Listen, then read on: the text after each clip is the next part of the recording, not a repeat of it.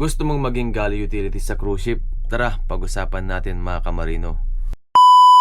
Kung gusto mong makapasok sa cruise ship pero wala ka pang cruise experience, isa sa mga posisyon na pwede mong pag-umpisahan ay ang galley utility.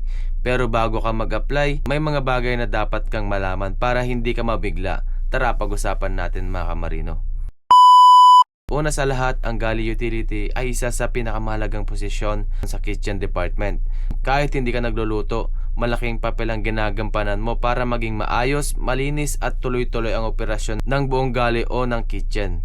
Ano naman ang experience na kailangan? Sa karamihan ng international cruise lines mga kamarino, advantage kung may 6 months hanggang 2 years experience ka bilang kitchen helper, dishwasher, utility staff, food service utility o anumang trabaho sa hotel, restaurant, resort, catering o commissary kitchen.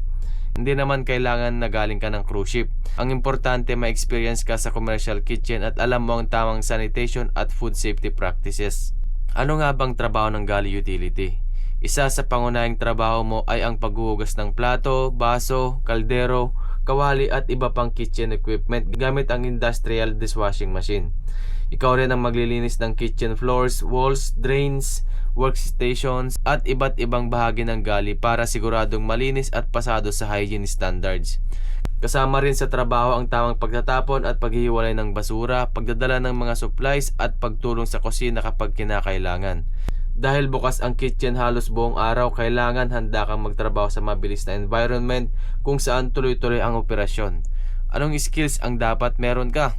Hindi kailangan expert ka sa pagluluto.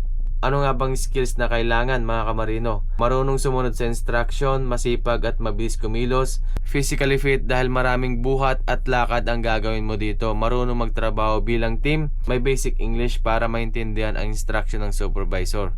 Mahirap ba ang trabaho dito bilang galley utility? Sa totoo lang mga kamarino, oo, isa ito sa pinaka-physical na trabaho sa hotel department.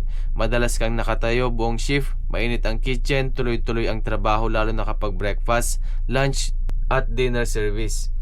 Pero magandang training ground ito dahil dito mo matututunan ang disiplina, bilis sa trabaho at tamang standards ng cruise ship. Magkano nga bang sahod ng galley utility dito sa cruise ship? Depende ito sa cruise line mga kamarino, pero kadalasan ang galley utility ay kumikita ng humigit kumulang 40,000 pesos hanggang 60,000 pesos a month o higit pa kada buwan mga kamarino. Depende sa kumpanya, kontrata at exchange rate. Paano naman lalaki ang chance mo matanggap dito? Dapat magkaroon ka ng related experience sa hotel, restaurant o catering. Siguraduhin maayos ang resume mo at ilagay ang lahat ng duties na ginawa mo. Mag-practice din ng basic English interview at aralin ang mga tanong tungkol sa cleaning procedures, food safety at sanitation. Tandaan natin mga kamarino, maraming matagumpay na crew sa cruise ship ang nagsimula bilang galley utility. Ang posisyong ito ay hindi katapusan ng karir mo. Madalas ito ang unang hakbang.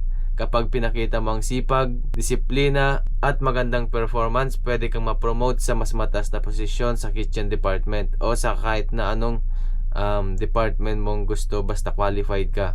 Minsan ang maliit na simula ang nagiging daan sa malaking pangarap mga kamarino.